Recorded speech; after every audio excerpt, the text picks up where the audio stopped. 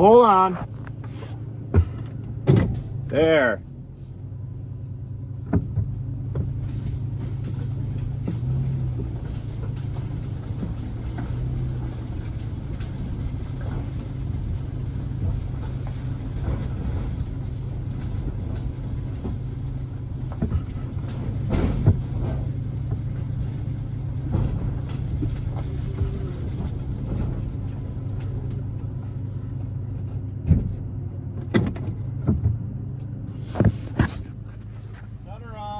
Yep. And the light.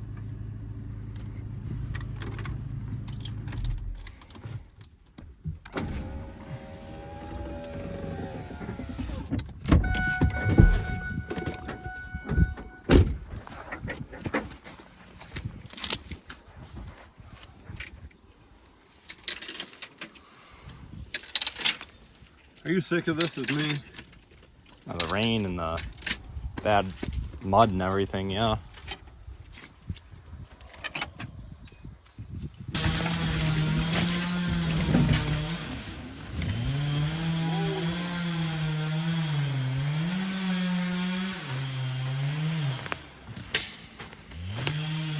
Well, what we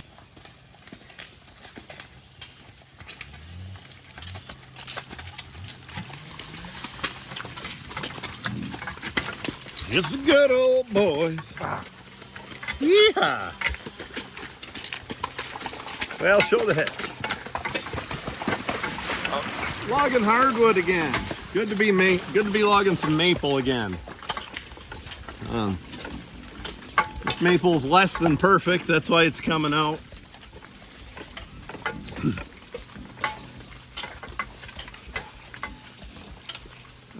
Got Billy Wayne and Elvis up here again. They're on different sides today. And I just heard a great thing on the way into the woods. My logging partner here, Brian Armisen, was saying his vet told him it's a good idea for logging horses to switch sides now and again, to do that once in a while and carry the weight in a different place. Now Brian runs a different type of harness, so they carry the weight on the neck, and the vet was specifically talking about that. But I also think that's true of a D-ring and just the general pulling. I bet that's a really good idea physically for the horse. We do it for the training. For instance, Billy Wayne, when we switched sides, was just a little cagey yesterday. Not bad at all. And he continues today. And the truth is, we worked about a half a day yesterday. And once we finished that hemlock, we didn't worry about the hardwood because it was raining and wet, and I was just sick of it. But I knew damn well, watching Billy Wayne and driving Billy Wayne, he could have used a couple more hours work to really get where he belonged. But yesterday would have been a good time for his training, but not for me in that mud. There we go. The rain, I was soaked as it was. And yeah, I recommend switching any horse. Now that I know there's physical reasons behind it, even better, but mostly it's training. You know, they don't get crowding. They get used to things on both sides. They don't get spooky when you come up on one side of them.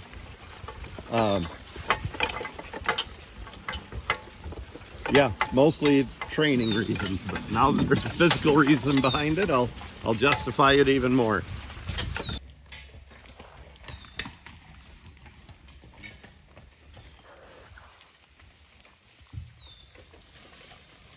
Well, I thought this spot was a little bigger than it is. Ooh.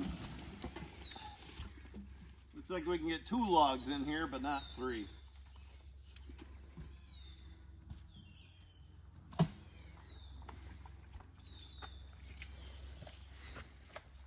So tree length, we've logged tree length,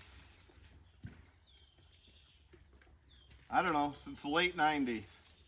97 maybe. Whenever we bought that car, it might have been 98.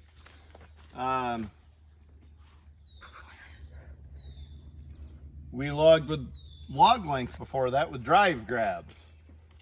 I didn't think I'd ever switch. Truth is, when we met the guy that built that cart at an auction, Norm Ecker. He is from Panama. He was a good horseman too. Good at everything. Hell, great welder and fabricator. Trimmed cattle feet. Just good driver. Like, he used to drive log truck. Good at everything he did. One of those guys. And also kind of let you know he was good at everything. We met him at an auction out in Sherman, New York, quite a ways from here, 60, 70 miles from here.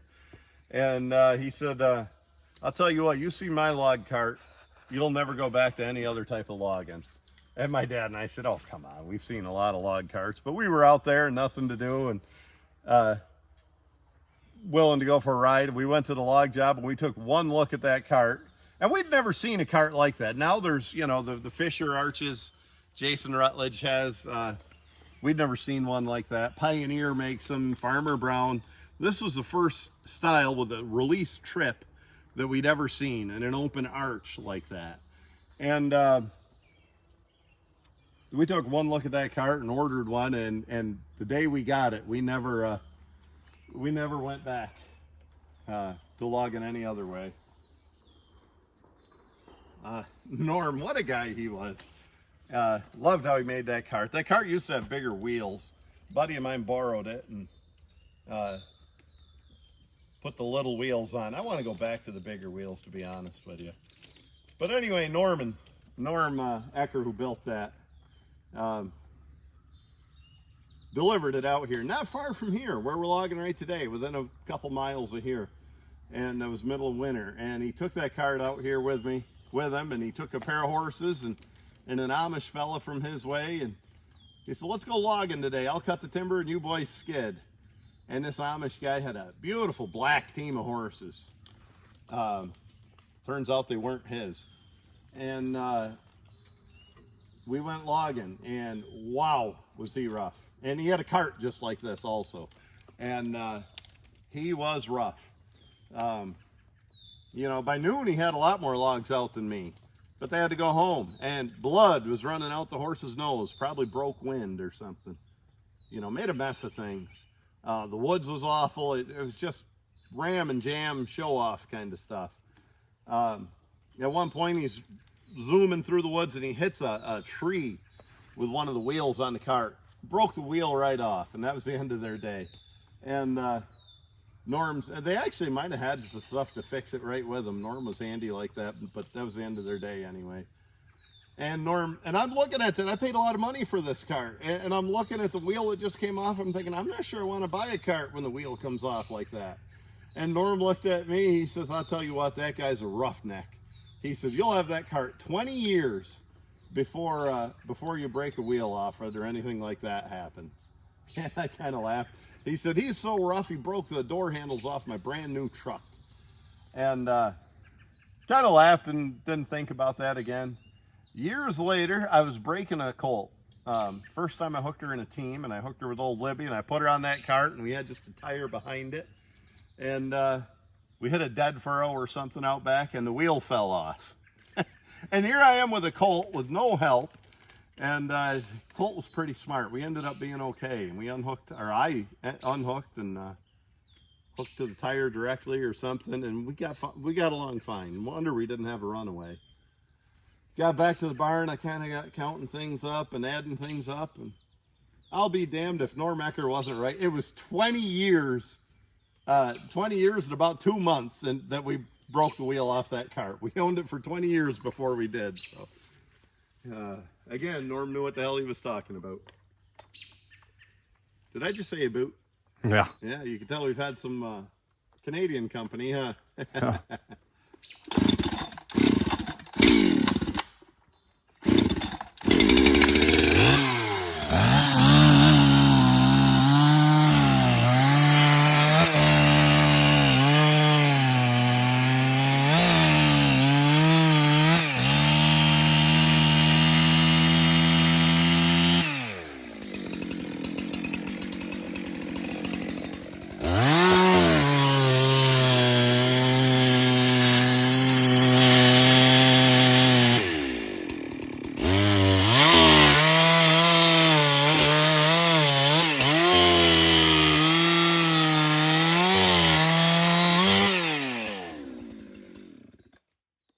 gotta finish cutting this.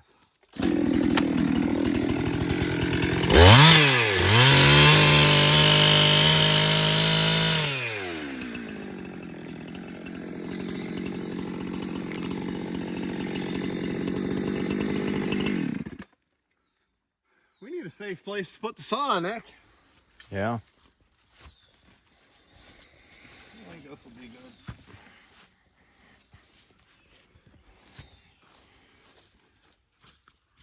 I gotta say, I reference him a lot.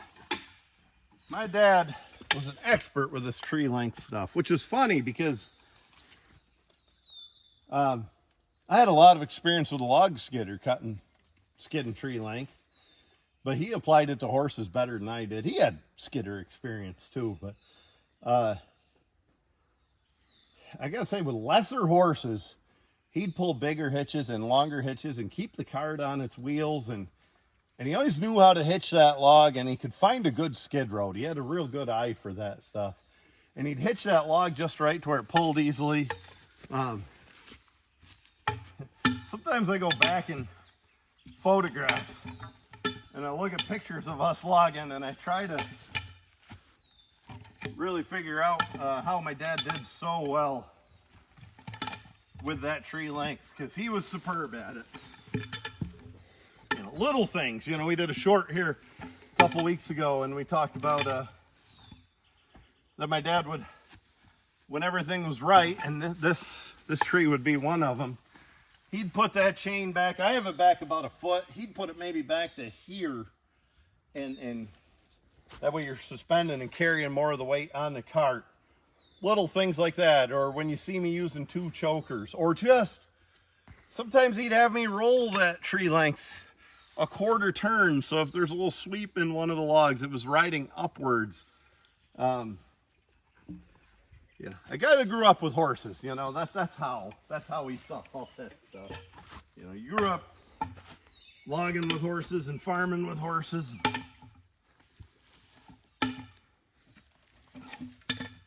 You know all those handy little tricks, not just from exposure, but if you're gonna get any damn thing done, you figure out the most efficient way to do it. That's about all a log truck can reach, I think. We figure out but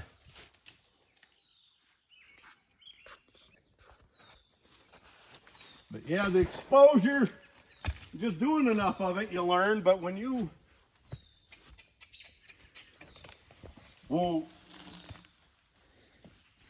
intelligently look at everything you do and try to think the most efficient way, you're just going to get better at it.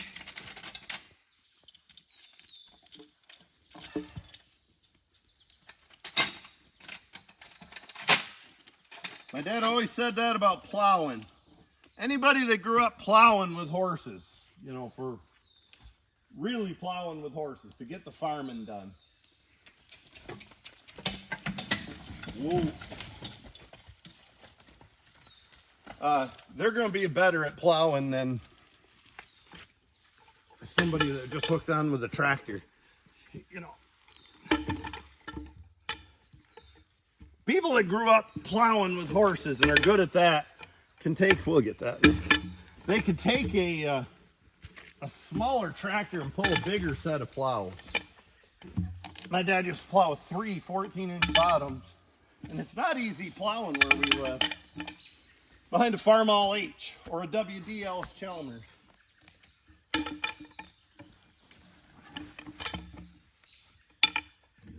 When he was younger, he used to do 6 16-inch bottoms behind an 806 Farmall.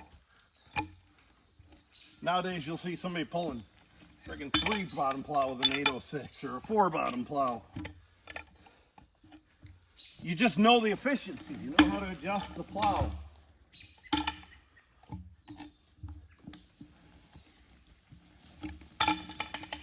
I'll say this too. We got just a little tiny hit of something here and here, but that's a pretty clean log for as rough as the exterior looks. That's the northern hard maple for you. And you get further north than here, we always kind of thought the New York State Thruway was the line. You get a little further north than we are, and you really run into good maple. Elvis and Billy Wayne skidding some hard maple. Had somebody in the comments here a while ago ask about the wood and what the final products are for, and what happens when it leaves us. Well, it goes to a sawmill, and I think they're specifically asking about the trucking. So I'll look back and see if I have any footage on with log trucks. I delete a lot of my old footage just for storage, but most of the log trucks around here are tri-axle, 3 axles in the back and then a steering axle in the front, and they hold in the neighborhood of 3,000 board feet. And yeah, we say that they're usually actually between 3 and 3,500 if you're cutting decent logs. 74,000 pounds total, something like that. The other option is nearly the same truck, and the loader, they're self-loading trucks that I'm talking about, and the loader is on the rear of them, and they haul pup wagon behind. We have them here in New York. They haul up to 107,000. I have a friend that can haul 117 or something. Generally in the neighborhood of 5,000 board feet. The same as a semi here in New York. Pretty handy, and you can get those most places that you can fit a tri-axle truck. You can fit one of those, truck and wagons. I'll patch some pictures in here of that. So with that in mind, that's why we're always thinking about our landings and how a truck can get to them, and that they're not going to get stuck, and that they can reach the logs, and don't have to move 100 times or hit their mirrors on this brush or something like that. And we also have to consider things like, is the road posted with a weight limit, which we have to deal with around here sometimes. So as we're logging, thinking about the log trucks is a prominent part of what goes through our head. Yeah, these are 25s in the hemlock. That's about as long as you fit on one of our style trucks, is 25 foot. Especially the rear mounted loaders. They better be 25 flat, not 25 1.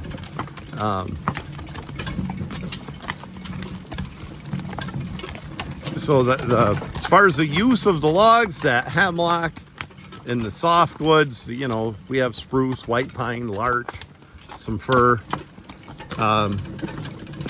That stuff, gee. Whoa. There, trying to get her stopped in the right place. I went too far. The softwoods end up going most of the time around here to local Amish mills, and they get produced into construction lumber for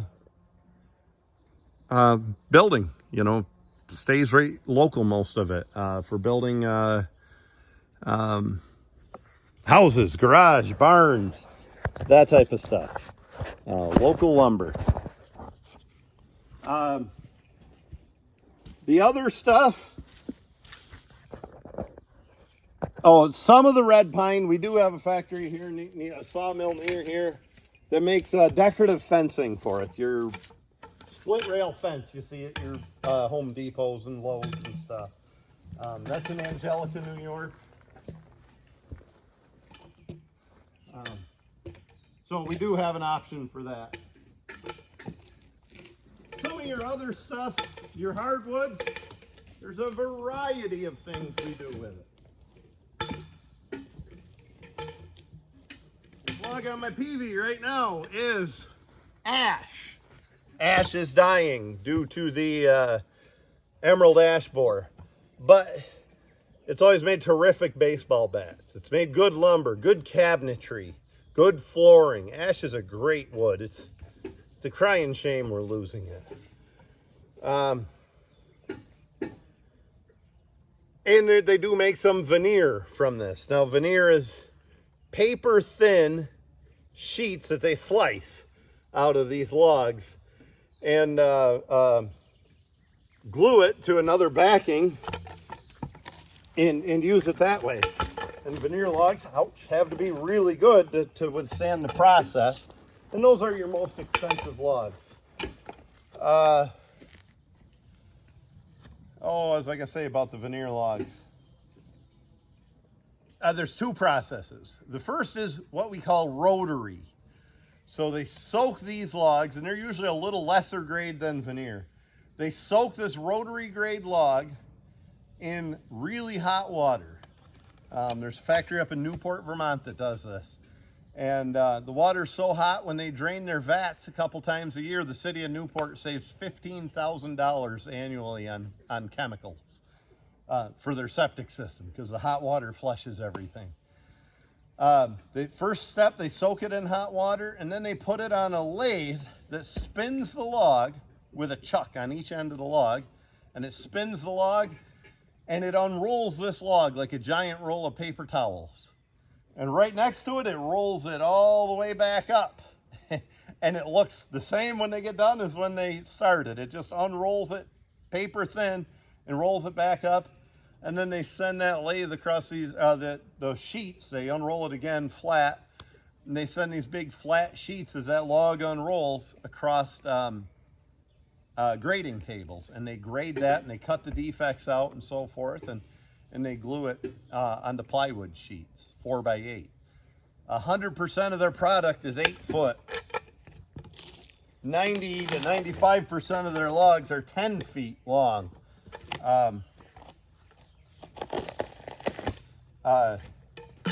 What happens is, when they soak, and the remaining balance of their logs are 9-footers. When they soak that in water, you get, the water soaks in from the end and stains the logs. Also, you get some check and splitting on the logs. And within that 10 feet, they find the best 8 feet that's the highest quality. What I'm showing you right here, these grooves, galleries, is the emerald ash borer. And that's what's killing all of our trees.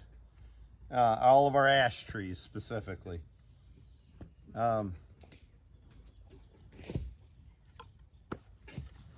But back to the veneer process, that's the first step, is rotary. Your next grade up is what we call slicer.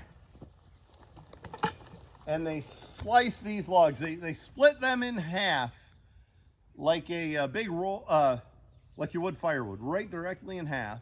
Then they have a stationary knife and take half of that log and slice it over and over and over, paper thin, over that stationary knife. And then they match all those pieces back up and match the grain perfectly, and they glue them to your desk and door and stuff like that to make veneer. Veneer is your highest end use of these logs. Next in line would be baseball bat, around here anyway. Kind of like bourbon and wine staves. It's a 40-inch market. And they'll take maple, ash, and birch are the preferred species. And they'll cut it into 40-inch lengths, and then they'll split it. And if you just like making a bow for an ox yoke, if you split that out of the wood rather than saw that, you follow the true grain of the wood. And then they lathe that down into baseball bats. Grew up with factories fairly close to me, sawmills that made baseball bats. Laramie and Norton was the big one, which made Louisville Slugger. And they're still going down to Galton, Pennsylvania. But they used to be a big deal in Ellicottville, and all of us guys cut bolts back in the day. Skateboards are another process that comes out of the hard maple. Bowling pins sometimes. But the vast majority of this hardwood, of course, you know, like now you get into your walnuts and you've got gun stocks, pistol grips, things like that. But the vast majority of these hardwoods go for lumber, dimensional lumber for furniture grade stuff and cabinet grade stuff. That's what your good quality stuff goes for. Now, when you get away from the good quality and you get into the lower quality stuff, you know, this top log here my chainsaw sits on, not very high quality. Might go for a railroad tie. Might go for pallet lumber, or what we call blocking, which is it's essentially wheel chocks on the railroads or within trucking companies. That's what blocking is. You know, when they ship equipment and stuff, they use this blocking to pack the equipment onto rail cars and sometimes trucks. So it doesn't have to be very good quality, but it has to be strong, and they like hardwood blocking. You know, some of it, I suppose, gets used local, not much. So yes, a lot of it goes to China. This hard maple tends to stay somewhat domestic. America and Canada, United States and Canada. Your ash, that's starting to go overseas a lot. Cherry and red oak have always gone over there. And a lot of it stays right in China. It's actually a status symbol to have American wood in your home in China. So, you know, despite what people think, a lot of it's not being manufactured into IKEA stuff and coming back to us. That's usually a lot lower grade, cheaper wood anyway. It stays in China. It stays right in their homes, and they can brag that they have American wood in their homes. White oak, of course, you look back through some of my videos, you'll see a stave mill. White oak goes for barrels often, for bourbon and wine. Of course, it's also tremendous lumber for furniture and cabinetry. Man, we used to love white oak before it was so expensive for construction, to build a deck on a flatbed trailer or a pickup truck or a floor in a horse trailer back when they were wood. Anything you needed strength, white oak was a tremendously good tree for that. So a little bit of what the end products are for, and I know I'm missing some. I know I'm just plain forgetting about some common stuff. I also know there's some specialty stuff that's specific to some locations that things get used for. That's kind of an overview on what we do around here. Well, we're back to skidding hardwoods. We got a hard maple here. 4 logs in this tree. I don't know why it's important for me to put up 4 fingers. Kind of a dork thing. 4 logs in this tree. So we got 2 lengths of 2. 2 doubles is what we have, and we're gonna haul them all out. This is a fairly long skid, so we're gonna take a decent sized hitch with us. On a skid this long, I'd just soon have some board footage behind me, and even if the horse had to pull a little harder. We got them both of these logs from the top end. You know, there's the stump, there's the top. That was really the only way to get to these, so it's not what we usually like to do, but it's what we did. So we got them both hooked behind the cart. I'm gonna pull up on that little mound and see if I can get them lifted pretty well.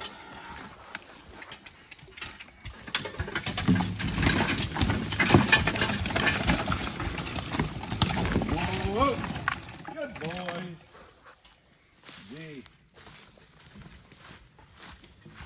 Whoa, less than ideal, but whatever.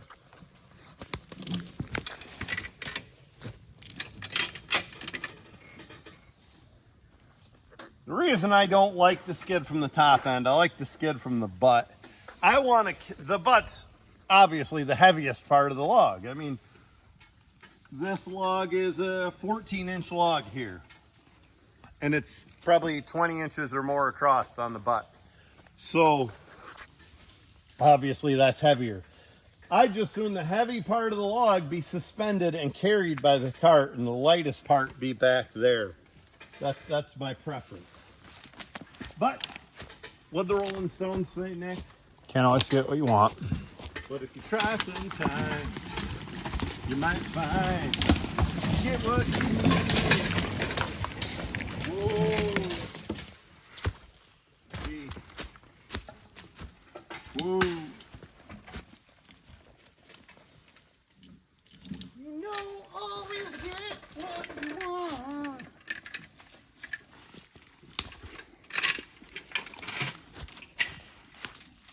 You like the Stones? Yep.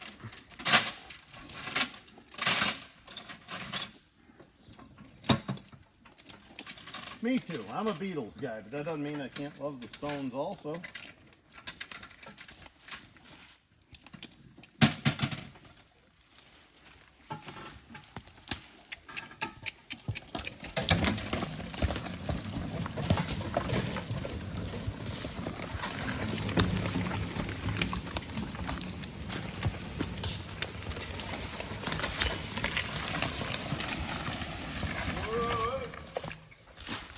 Here's what we were looking for. We want the logs up high. Look at this. Logs are up high. And the cart down low. That's exactly what we have, and that's how we achieve a hitch where we really get things lifted.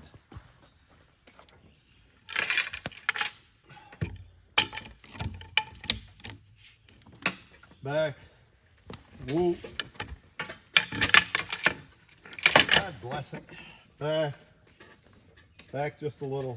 Back. Whoop. Well, folks, it's Friday. Early July here. I don't know, what is it, July something. Too late. I know we had to have bills paid before now that weren't done. I think it's the 8th. No. I was thinking something else. Anyway, The 12th. next Tuesday is the Allegheny County Fair. That's a big deal to us local rednecks. Well, actually the fair's all week, but it's the horse pull, and it's the state championship for lightweights. My buddy Roger Brown calls it National Horse Pull Day. Because everybody in the area takes off and either competes or watches or just plain enjoys the horse pull. Kind of a big deal for us here around here. And I think we're going to have two teams in the pull. I think we're going to put this team in the farm class. Even though they belong in the lightweights, we're not able to get weighed in. They're a little too chubby bunny. And Zodi and Jim, how would you feel about driving them in the farm class? I don't mind. You going to beat me with them? I don't know. So I think that's what we'll do. Put two teams in the farm class. Now watch this. We talk about a dead set, meaning like a pulling sled or a log that has no give. I'm going to insert this video we did a little bit ago in slow motion. Most logs have some give. The cart moves and the log starts to pick up and then it goes forward. This style, when half your log is suspended, the log does not start to move. This is much more of a dead set than what we usually do. So it's gonna start a little harder for the horses. Well, I guess not at all.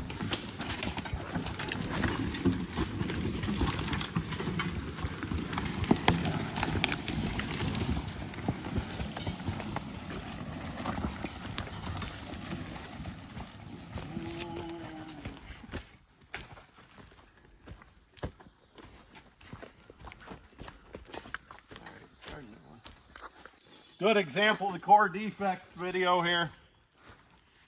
Pretty darn nice butt log right there. Small little heart. Shows well. That's your first log in this tree. Look how nice that first log is right there here. This is your second log. That's really nice. Here's your third log. Average quality. Your fourth log is less than average. That's your core defects at work right there.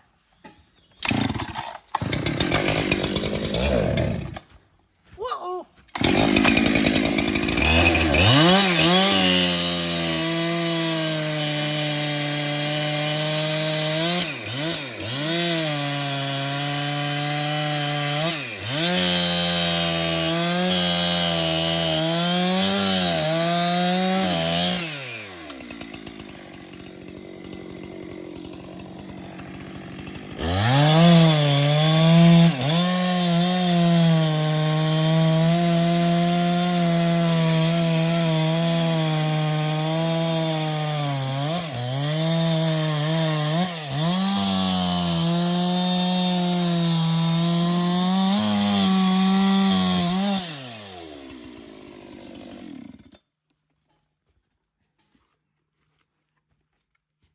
The start of a decent landing here.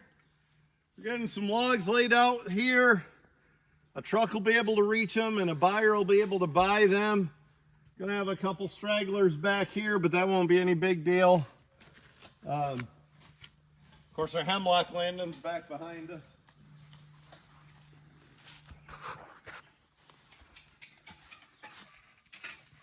Whoa. We have a disadvantage on this job. Got a little wet with the rain and whoa, I hate them backing up after I release that. Anyway, we can't get our truck all the way back here. So, Nick, while I roll logs, I think I'm gonna have you go out the truck and get us a piece of equipment. That 4-foot folding rule. Okay. Well, look here, guys. Pretty good log right here. This is a hard maple, possibly a veneer quality. Small heart, that's the first requirement. Well, let's look at it. Let's look at this log in general. The first thing a veneer log needs to be is round. That way they can process it. Next thing it needs to be is the right length. This is a 10-footer, perfect veneer length. And then it needs to have a small heart if it's hard maple. Boom. Not just on one end, but both ends. And then defect free. I really don't see any defects on the side here. Just, I wouldn't even mention that. It's almost a little busy right there, but not really. Next thing you look for is the end of the log. You want to look at that small heart, which we have, and you want to look at the growth rings. These growth rings are very dense and even from the middle all the way out. So if, for instance, if this log went about here and the growth rings were maybe 12, 14 per inch, then they widened out more like 8 per inch out here, that's called double texture. This log does not have double texture. What causes double texture is too much of a good thing. This tree's growing slow, and then it gets to this stage in life. We cut the trees around it. Now it gets more sunlight and it grows fast. And that's double texture. And the veneer sheets actually don't lay flat with a double texture. Also, I don't see any spots on here. No ingrown bark, nothing extra. No sugar, no buckle is another thing in maple. Buckle, if you make a chainsaw cut, it actually pulls right out. And we don't have that. Pretty decent log. Some of the things you're looking at, if you look at the opposite end of it, you're not looking at mud. Or you're looking at mud. You're not looking at black spots on the log. We'll put a fresh cut on there so the buyer can see that. If you're looking at logs, we're in the sun right now, or pretty well in the shade. And you want to see a log the best. Can you move just a little, Nick? There you go. If you want to see a log the best, and maybe I can't see what this log is, get where you show the log. Are you showing the end of it clear? Mm-hmm. So you can't see it clear? Make a shadow with your body and then look, and you'll see the end of the log better, and you can inspect it better for defects. Well, get the ruler and we'll pull us a hung tree down. Good now. For no real reason other than I like to make things as easy on the horses as possible for pulling. And always like to lift them high. It's easier to cut, less ground damage, pulls easier. We've gone over the reasons 100 times. And I'm not afraid to have that be a little extra work for me. So, when I hit this spot with this log, I said to myself, Brandt, why didn't you say pipsqueak? I said, this is a pretty good spot to do a 2-choker setup here. So here we are.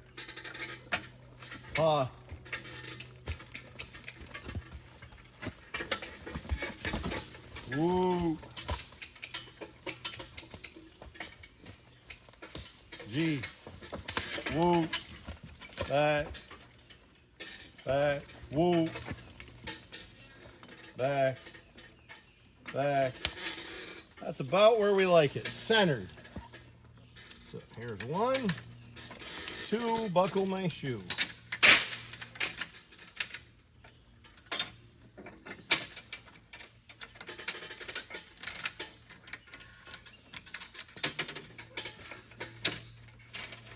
Now when that pulls ahead, when we're at rest, that'll probably sit a little lower.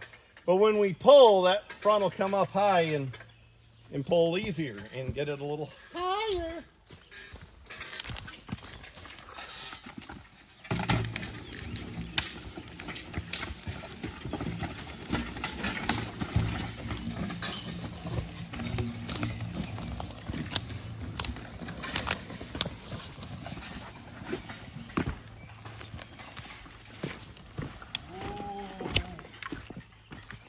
So, 2 consecutive logs. We did 2 cradle hitches. One we did, whatever you call the cradle hitch we did last time.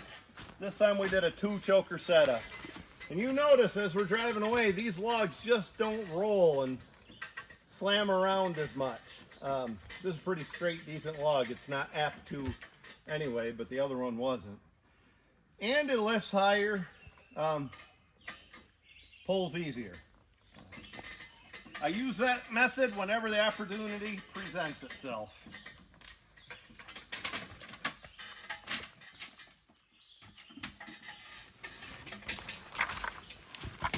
I'll see you back here in a bit. All right. Film us on the way out, son. Yeah.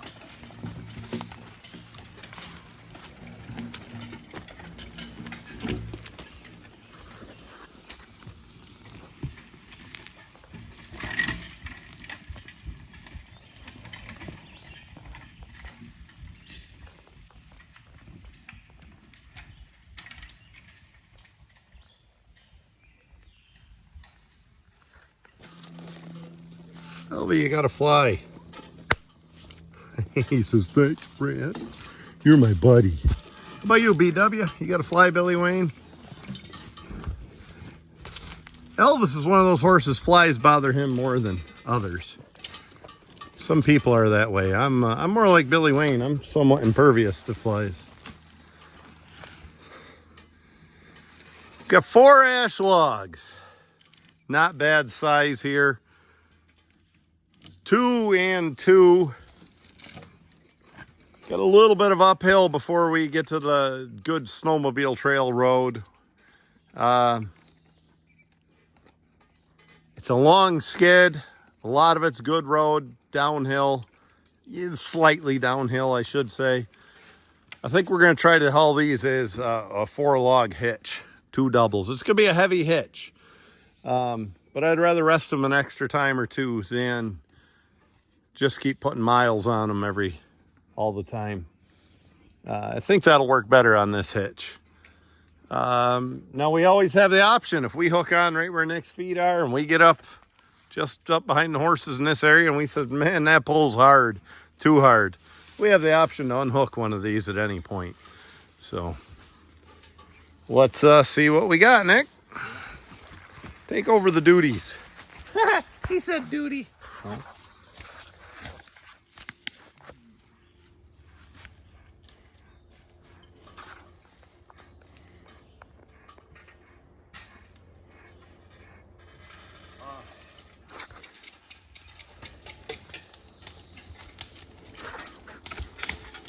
I don't have a great spot to turn the horses here. The one thing I learned, hauling the truck and the trailer, backing anything up, is to get the back end where you want it before you start backing up. Makes things a hell of a lot easier. So I just made a wide corner and I put the wheels right up here. Whoa, geez. Now I'm going to go straight and then turn. Now I'm lined up pretty well. Whoa. Back. Pretty small area, and we got them turned around pretty slick right there. It's all about planning. Whoa.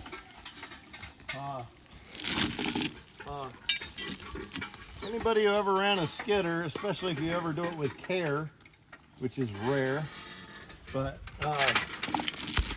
if you care about the woods and you run a skidder, you got pretty good at turning around a big machine in a small area, doing as little damage as possible.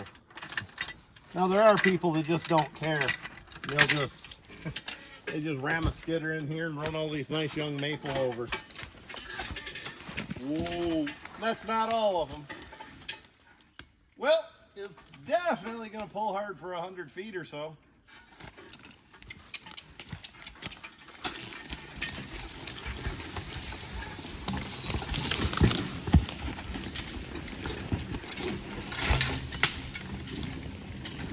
Whoa.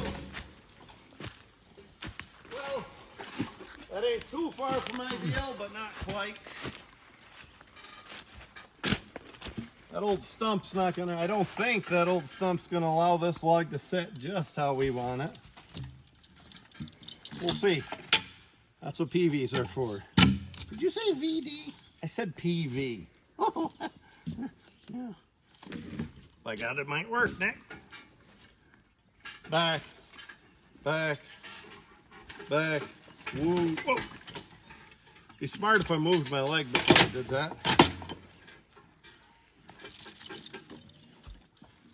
Again, I'm going to put this choker on with the hook toward the outside. About there. And that'll pull that log in toward the middle. And I guarantee we'll find a better spot to get these lifted as we go. I don't think this is going to pull all that bad. There's a lot of footage here, but I think the way we have it hooked, we should zoom right along. I think we'll leave that tree till we get the last hit, the saw till we get the last hitch. Yeah, I was just putting up front because we're not going to be in this part. Let's see what we got. I might go as little as about a foot or two and re-hitch. We'll see. Whoa. Whoa. Most horse pullers, and I are one, most horse pullers hate going a foot or two at a time because the distance we pull at a pole is 27.6, and most guys never want to go less than that. I've got to where I'm more logger than I am horse puller, and I never thought I hurt them any. I've learned with time. Back, back, whoa, whoa. Now, we got her lifted. What the hell? There we go.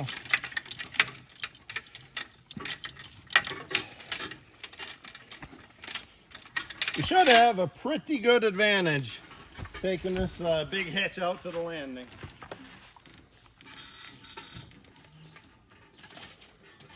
Lift it up off the ground and the wheels are doing the work.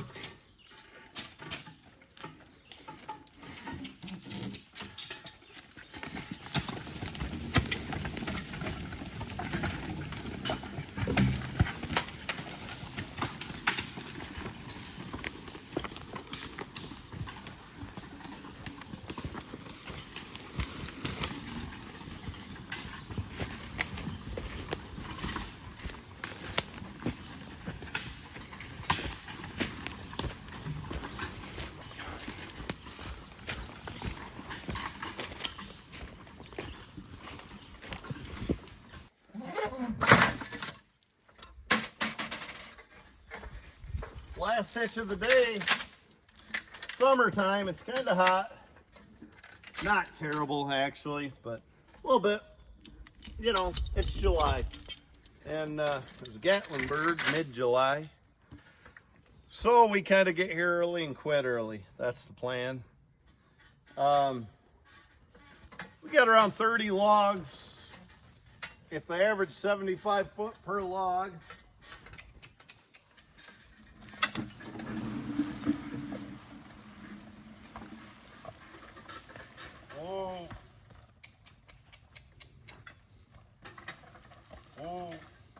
if they average 75 foot a log, that means we've got about 2/3 of a truckload, and that's probably in the neighborhood. If they only average 50 foot per log, we only have half a truckload. Truth is, if we only have half a truckload, it wasn't worth coming today, and we need to move about 2/3. I thought that was 8 feet, and it wasn't. We need to move about 2/3 a load to make it worth our time.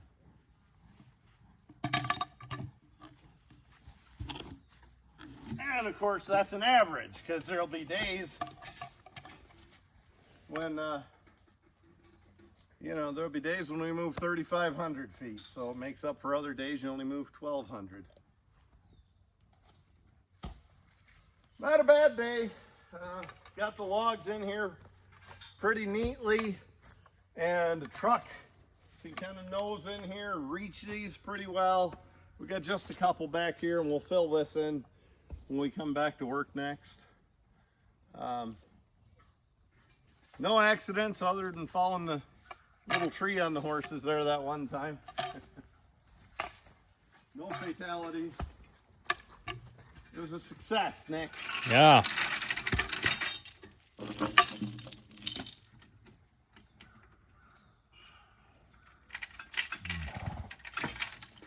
Ready to do it again next week? Sure. We might. Well, I don't care what you do next, but I might come back Sunday and do a little logging. Because Tuesday is National Horse Pull Day. The Allegheny County Fair Horse Pull at Angelica. We're going to be pulling 2 teams. We're not even going to think about logging that day. Yeah. And then Wednesday, Hemlock. We're probably not going to that. It's not out of the possibility we might go to Clearfield County Fair, because we can get weighed in down there. A different weight class. So anyway, whoa, horse pulling. Whoa, whoa, horse pulling's expensive, and we'll need to skid as many logs as we can to feed the habit. Yeah, they pay out at a horse pull, but these fair pulls, you don't get paid for a good while. Even if I went to the pull and won $400, it's barely gonna cover going there and getting everybody in the gate, buying fair food, gas to get there. I do appreciate the payouts. I don't mean to make it seem like I'm unappreciative. It's just, the point is, it's expensive to pull horses. There we go. I guess, Nick, we'll bundle all our stuff on here and call it a day. All right.